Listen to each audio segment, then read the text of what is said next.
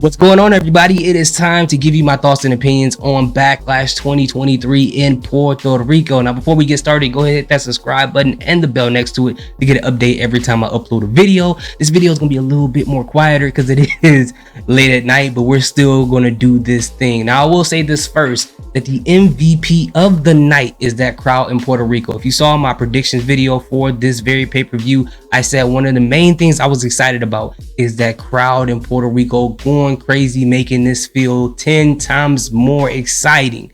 Okay, and they did exactly that because they haven't had a pay-per-view there since 2006 or 2005 for New Year's Revolution. So when this pay-per-view came to Puerto Rico, I knew for a fact that they were going to treat it like it was a WrestleMania, and they did every bit of that. So thank you so much to the crowd in Puerto Rico for making this pay-per-view feel so much more exciting. Okay, so let's get into the first match. And before we get into the actual match itself, and this is no disrespect to Montez Ford, I want to say this, that Bianca Belair, you know, the outfit she had when she came out looking like a beautiful holographic Pokemon card. Okay, it's just how she looked, you know. Salute to Montez Ford. I don't mean any disrespect for that. I'm just saying, you know, it is what it is. Okay, and Skye looked great as well. But I will say this, they came out the gates with guns blazing. This match was fantastic. I loved it. And as I said before, the crowd was into it. They were behind Skye. They were cheering EO. Every time she did something, they were cheering for her. They're doing whoa or anything like that, and they were booing Bianca Belair on the other side. So it was interesting, you know what I'm saying? And the interesting part I saw too is that Bianca Belair, a part of her braid came out during the middle of the match. I don't know if that was like a malfunction or if they had it set up that way to end up being some type of spot where EO breaks her braid off or something like that, or maybe at the point where Bailey grabbed her braid, she was supposed to break away. I don't know, but I just saw that fall in the middle of the match and the referee picked it up and walked off. I thought that was kind of funny, but overall the match itself was fantastic. Going back and forth, Skye taking advantage of Bianca Belair's damaged arm. And even though in my mind I knew for a fact that there was no way that Skye was going to win this match, my heart was kind of making me believe that it was a possibility that she could beat Bianca Belair in this match, especially when Damage Control came out. I'm like, oh, this is the icing on the cake, because Skye has been going back and forth and putting on fantastic spots so far in this match, and they were just going to help her do it, but nope.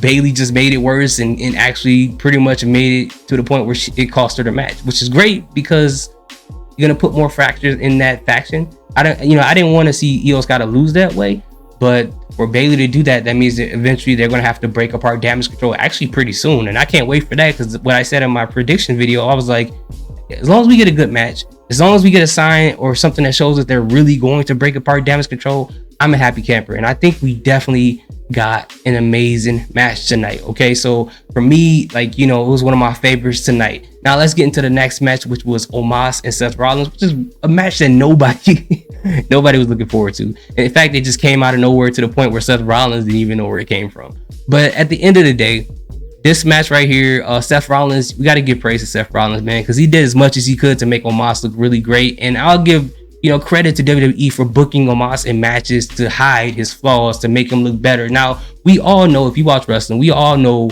what flaws Omas has in the ring. He's not that great in the ring, but they're trying their best and they're pairing him with people who can definitely help to make him look a lot better than he actually is in the ring and hide those flaws, which is like his match at WrestleMania with Brock Lesnar. But this match here with Seth Rollins is probably the best match that Omas has had so far, and even to the point where Seth Rollins tried to go for a curb stomp and Omas chokeslammed him, or even Seth Rollins had to go for a super curb stomp off the top rope in order to end this match. Like, it made Omas look that much stronger while at the same time helping him take an L. But for me, at this point, I hope this doesn't turn into some type of feud. I know Omas is a free agent, but hopefully this doesn't turn into a feud. I know people said that they would like to see Omas have the World Heavyweight Championship belt. I pray to every version of WWE, WWF, Golden Era, Attitude Era, Ruthless Aggression, any of the gods, please do not let that happen. I don't want to see continued matches with this fan holding the title. That's no disrespect to Omas,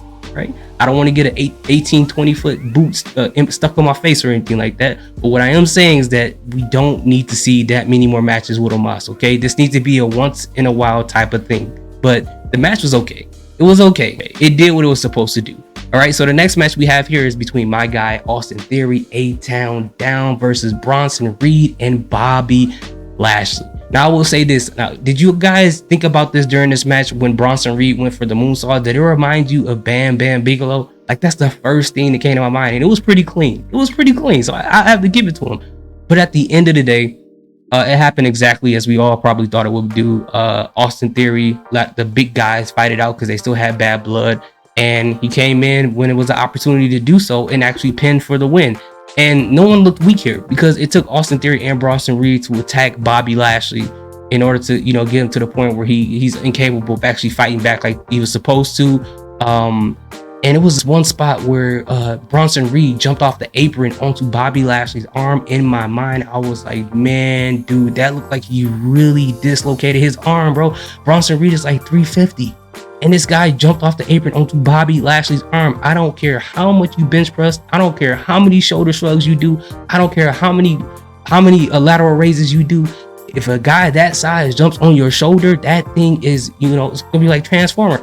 is getting destroyed. But thankfully, it seems like Bobby Lashley was okay. But again, Bobby Lashley didn't look weak. Bronson Reed didn't look weak. And Austin Theory did what he did in Austin Theory style. And then we all knew that Bronson Reed wasn't going to win the championship match because it doesn't make any sense for him to win that mid-card title, bring it over to Raw, and then for Raw to have 2 mid-card titles, which is the second one would have been the IC title with Gunther. So thank God that didn't happen. But still, it was still a pretty fun match. Now, the next match we had was between Rhea Ripley and Zelina Vega. And one of the main things I did say in my prediction video that I was looking forward to when it came to this match was Zelina Vega's outfit representing her home in Puerto Rico. And she did that thing. She came out with the wig with the colors, you know, the whole outfit with the Puerto Rican colors. She even came out with the cape that looked like it was made by Lucian Fox. You know, like she had the Batman cape made out of a Puerto Rican flag that popped open, whatever. You know what I'm saying? It looked like she was gonna jump off a mountain and kind of soar. You know, kind of like those flying squirrel suits. But at the end of the day, it all looked dope. Her taking the chancla from her mom and throwing it at Rhea Ripley was hilarious. And but I think, you know, Zelina Vega had a solid showing. I think she did pretty great. The tornado DDT, the Meteora, the 6-1, all those tribute moves and things like that in the ring, I thought it was fantastic. I think she did a pretty good job. Hopefully they keep her in the spotlight a little bit more. But Rhea Ripley, at the end of the day, you know, how much could you expect for Zelina Vega to do in the ring against a dominant female wrestler like Rhea Ripley, who probably can destroy, you know, a lot of men in the main roster? So you can't expect Zelina Vega to have so much offense, but she had more than I thought. The only thing I will say is that I wish they had more time in this match. That would have made it a little bit better, but it was pretty good for what we got. In my personal opinion, it was it was a little bit more entertaining than the Omas match. So again, I'm happy for Zelina Vega that she was able to get the spotlight. The emotion that was all over her face, it just made you feel for her. You know, you could feel the crowd cheering for her and her representing them. I think the last time I've seen this much emotion at the start of a match was probably when Bianca Belair and Sasha Banks had that match at WrestleMania, and Sasha had like tears basically going down her eyes because she knew how much this meant to Bianca Belair. And Zelina Vega just knew how much the moment just meant to her to finally get, you know, in front of her people and wrestle in front of her people and have this big match. You know, so salute for her for putting it all out there and doing what she had to do. Now, the next match right here, I think, is the match of the night. It was so overbooked, but it was fun. It had so much going on here. You know, it's a street fight match. You know, it's a street match, which they technically really wasn't on the street. But, you know, when it comes to wrestling, you know what they mean. Bad Bunny versus my guy, Damien Priest. This match was so much fun. Damien Priest's emotions reacted to him being hurt, and Bad Bunny taking advantage of those injuries in the ring. And the things they were saying back and forth to each other, it was just fun. You know, that's all you expect out of these type of matches, especially when you have celebrities. I was impressed by Bad Bunny because I didn't know how he would fare in a singles match, but I think he did a really good job. And ultimately, the biggest surprise of the night is Carlito coming back. You know, Vega coming back was interesting too, but Carlito coming back, I did not expect that at all. But at the end of the day, this was a fun match. It was funny when Dominic and Finn Balor got jumped by LWO. I thought that was funny. But, you know, one interesting thing I did notice is that at the end of the match, I didn't see Zelina Vega come out and celebrate with LWO and Bad Bunny. And I also felt like that this match should have been the last match on the card. You know, at the end of the night, you imagine just seeing this match happened the way it happened, the crowd just popping, and then Rhea Ripley tried to come in and help save a Judgment Day, and then you see Zelina Vega come in and just take her out, and then see LWO, including Zelina Vega, with Carlito and everyone else just celebrating at the end and having the crowd cheer for them, and then having them leave on a good night. I thought it would have been better for that to happen, but it didn't happen that way. But at the end of the day, I think that this was just literally the match of the night, in my personal opinion. It was just a lot of fun. If you didn't have fun watching this match, I don't know what to tell you, bro. I really don't. All right, so the next match that we had was the Usos and Solo Sikoa versus Matt Riddle, Sami Zayn, and Kevin Owens. I thought this was a pretty good match, in my personal opinion. I saw people didn't really care for it like that, but I thought it was like a cool down match. In my personal opinion, I think they should have switched this match with the Omas and Seth Rollins match, and let that Seth Rollins and Omas match actually be the cool down match, because it's hard to follow what happened in Bad Bunny and Damien Priest match. There's no match on this card that could have followed that. It was just so much that happened there, so much pop from the crowd. So it would have been cool for Omas and Seth Rollins to be the cool down match, but we still got this match anyways, which was a really good match, and it pretty much showed more fractures in the bloodline, which is pretty much what the purpose is. And the part where Jimmy was still talking crap in Sami Zayn's face, saying it was his fault, I'm kind of getting tired of that. I'm glad that they're all going on different brands and they don't have to face each other anymore, because that part of the storyline, I feel like it's kind of played out. As much as I love the bloodline, as much as I love Sami and the Usos and stuff like that, it's just that part of the storyline is just not interesting anymore. But at the end of the day, we got a pretty good match. Solo and Jimmy got problems. You can see that Solo really wants to destroy Jimmy, or destroy Jay, I'm sorry.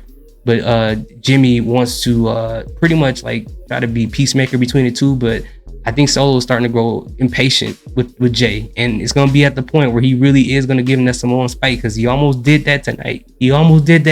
But it's going to get to the point where he's doing it, and Solo is going to end up being that lone wolf, man. He's a wild animal. It's only so long you can tame somebody like that. So I can't wait to see how that's going to continue. And then at the end of the night, they called this the co-main event, which, again, the Bad Bunny versus Damien Priest one should have been the main event, but it is what it is. But we had Brock Lesnar versus Cody Rhodes, and they started off the match with Cody Rhodes attacking Brock Lesnar with stairs, chairs, everything like that before the bell even rang. Cody was going crazy. I told you guys, once he lost that suit, he started to be on demon time. He was on demon time tonight. He tried to kill Brock Lesnar before the match even started, because if you think about it, if Brock Lesnar ain't here with us anymore, he can't win the match. You know what I'm saying? So by default, Cody Rhodes has to win this match. But at the end of the day, I thought it was a pretty good match. I was happy for Cody Rhodes that he won. In my mind, I felt like, they're not going to let Brock Lesnar and Omas lose in the same night, but they definitely did. In the way that they had Brock Lesnar lose, it wasn't like anything to make him look weak. Brock Lesnar went for the Kimura. Cody Rhodes pretty much found a reverse for it, and that's pretty much how he won that match. So, I thought it was a good match. I think overall, 2023's Backlash was pretty good in my personal opinion. I'm not gonna lie, I'll probably give it like an 8, out of 10 or something like that. I know a lot of people didn't really like it, or I would like to know. Okay, I would like to know in the comment section if you felt like this was a really bad pay-per-view. Please tell me specifically about it. What about it that you really did not like? That would gave you what made you give it a 3 out of 10, a 4 out of 10? Please let me know, because I'm very interested to know. Because I'm really trying to figure it out. Because I saw people say it on Twitter and stuff like that. I'm really trying to figure out what part of this was so bad. Like if you said it was like because of the Omas and Seth Rollins match, then I'd be like, all right, I guess it give it to you for that one match. But for the entire pay-per-view, a 3 out of 10, 4 out of 10. I don't know. You missed a couple of matches. Or either that, or you was like, you was inhaling something, smoking something, drinking something. Like it was something going on. I don't know. But again, everybody has the right to their own opinions. But let me know in the comment section. What did you guys think about it? I'm sorry that I have like this very monotone voice. I can't be super loud right now. It's super late at night. But again, thank you guys so much for your support. I appreciate that. Salute. Peace. Have a good day.